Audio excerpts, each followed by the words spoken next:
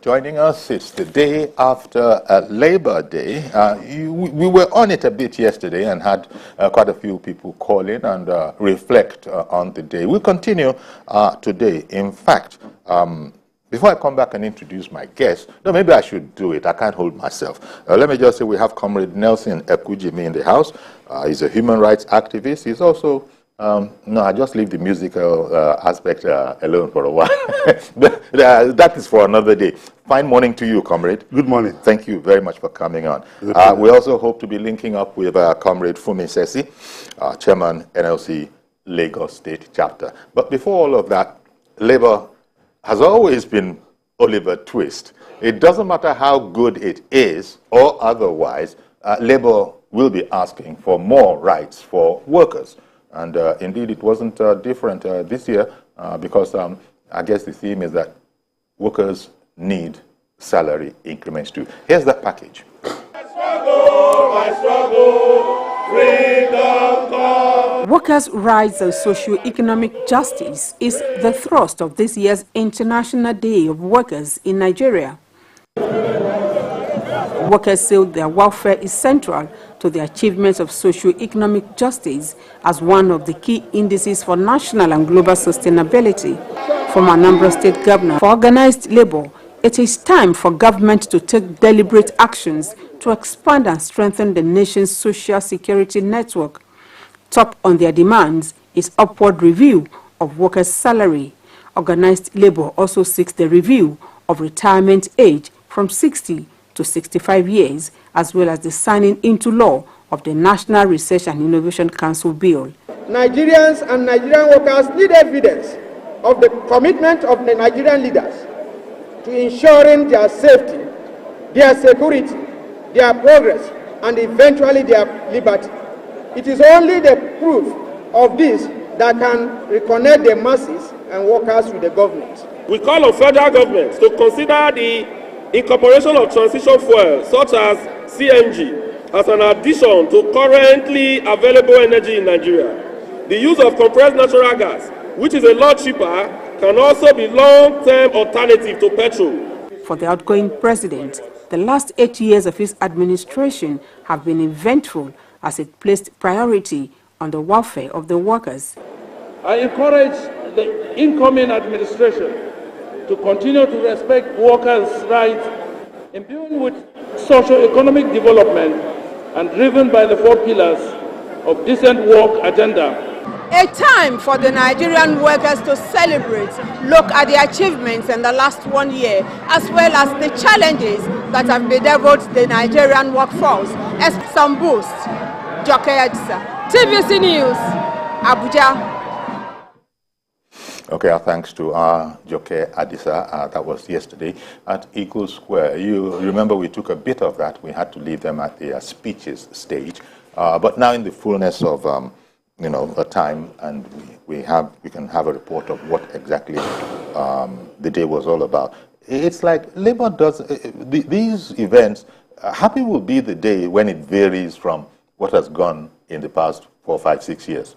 Usually it's a recurring theme, isn't it? Absolutely. It has become a recurring decimal that at every commemoration of the International Workers' Day, that is supposed to be a day for reflection on the condition of the workers, that Labour has always, come up like Oliver Twist. But it was a reflection. It was a reflection that the Nigerian worker, according to Labour, maybe according to just about everybody, is not having the best of times. I don't know of which segment of the Nigerian society is having the best of time.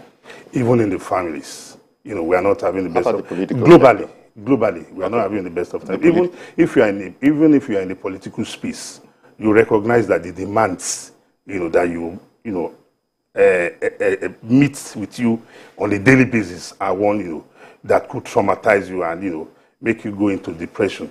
But be that as it may, in as much as it is within the rights of Labour to demand, better working conditions, part of which is better salaries and, emoluments, I also believe strongly that it is imperative on Labour to reflect on the socio-economic realities and, be realistic that, look, if the present global inflationary trend continues, no matter how much you earn, it will pale to nothing, because those conditions that makes for standard of living, one expects labor at this point in time, as a new administration is coming in come May 29, that labor should put on documents detailing those conditions that will make the average worker live a meaningful life.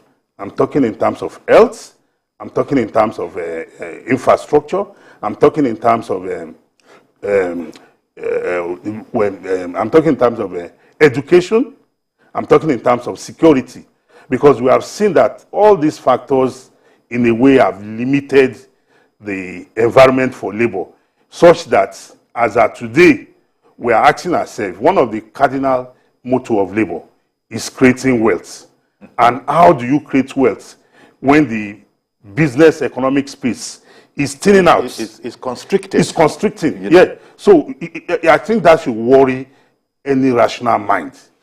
And, you know, in fact, it's along the line of what I was thinking of, that, look, labor might well have its right to be, you know, asking for more. But the economists have always told us that, look, if you pay more without a corresponding increase in production, in wealth creation, that kind of a thing, it's like a vicious cycle. It just won't work. Absolutely. Because if we have a buoyant economic space, such that the essence of economy is for you to enlarge your coast, such that we have more industries, we have lower cost of production because we have infrastructure. Because if the factors of production makes the cost of production to be high, no matter what labor gets as a salary or as, you know, wages, we pale to nothing, because the laborer does not eat the cash he or she earns. He takes that cash, gives to the wife goes to the market, go to the school of the children, pay school fees, use it for transportation, use it to pay electricity bills. All of which expenses keep rising. Every day. Every minute. You know. But for all of that, you know, the incoming president, he's a mixture of, on the one headline is saying Tinubu promises tough decisions.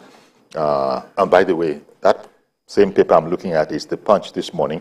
It's saying that NLC demands a new retirement age. Let's leave that for a moment. We'll come back to that.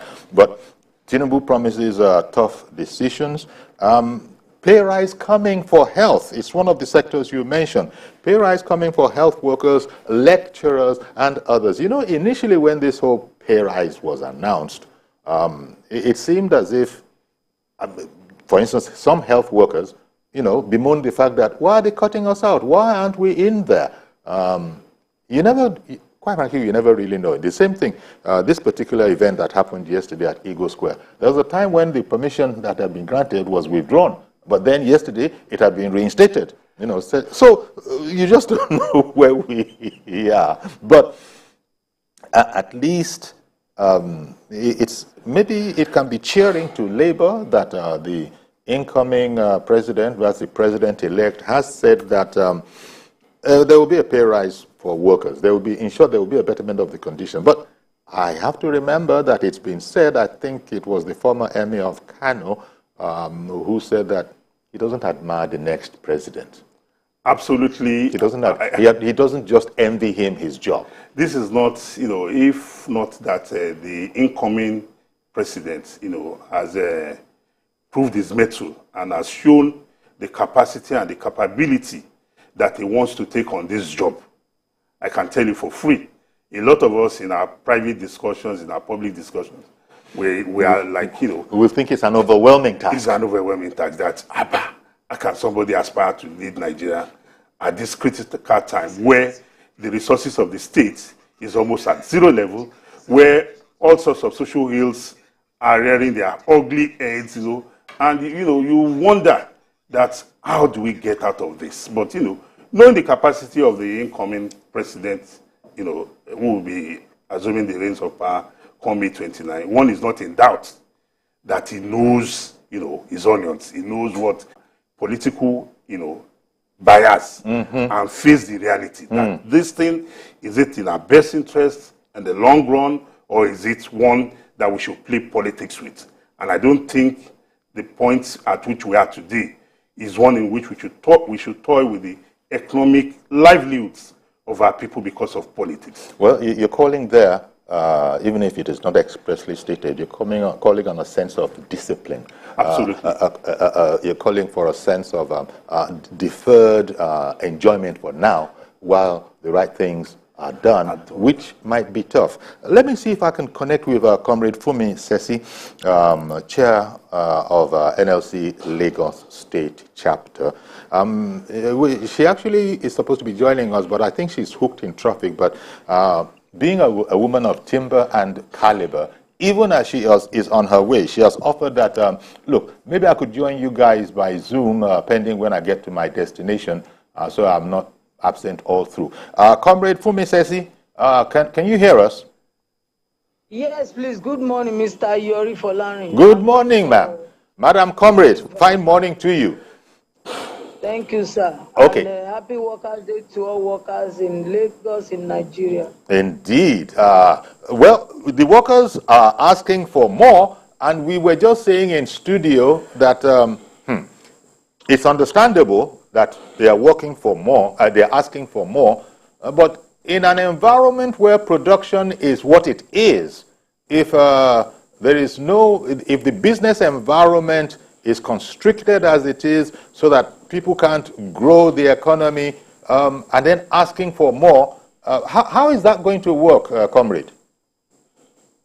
Well, Nigeria, as it is being designed currently, we have drifted drastically away from producing a country to consuming country. And most of the enterprise that we are doing now is in the public service. So it's like what we are doing is sharing of the commonwealth of the country. So rather than being a producing country, we are highly a consuming country, and the government is subsidizing heavily and paying for this anomaly. So it's not out of place for the workers who are, more of the workers are in the public service to ask. Indeed, okay. Benefit, there is a leap with the economic reality on ground for now. And it is not only peculiar to Nigerians and in Nigeria, even the developed countries and the workers in the developed nations, like in America and United Kingdom, even upon, as we rate them to have a living wage, right now they are still protesting and they are still asking for more. So for us, even here where the minimum wage is equivalent of $40, we need to ask for a living wage. Okay, yeah, I get that. How about, maybe I should take your comments on the ball that has been kicked down the road, so to speak. I'm talking about a withdrawal of, subsidy on petroleum and all of that. This has now been, left to the incoming administration. Is it like postponing the day that we all cannot escape? Well, I think it is long overdue for the subsidy to be removed. Before it was the workers, the labor centers that were craving that the subsidy should not be removed because of the antecedent stress and the issues that will arise from it, most especially the financial implication of the subsidy removal on our spendings. But now, we have seen it that even this subsidy, it has failed us because nobody could be, even the government cannot explain easily how, what, and how much the PMS they are subsidizing on, and so many other questions that begs for answer. And we look at it like it is a corruption bed for this subsidy to continue, and it's like a wastages on the part of the government. We look at it that if the government can now use the resources that they are pushing on the subsidy, because subsidy cannot continue for life, and some people will be smiling to the bank. Even to the best of our knowledge, some of these marketers are phony marketers that we believe they are not there, but they are just like a ghost marketers benefiting from this subsidy. But when the government stops it, like all the monies that have been spent on subsidy for years, if the resources have been put together and ensure the maintenance turnaround of our refineries, the 4 refineries, we could have been better for it. Indeed. And those monies spent on subsidy could have been used to provide infrastructural facilities like the road networks to maintain it, like other facilities to advance the course of educational sector, the health sector, and all others, rather than spending this money on frivolities, we can call it.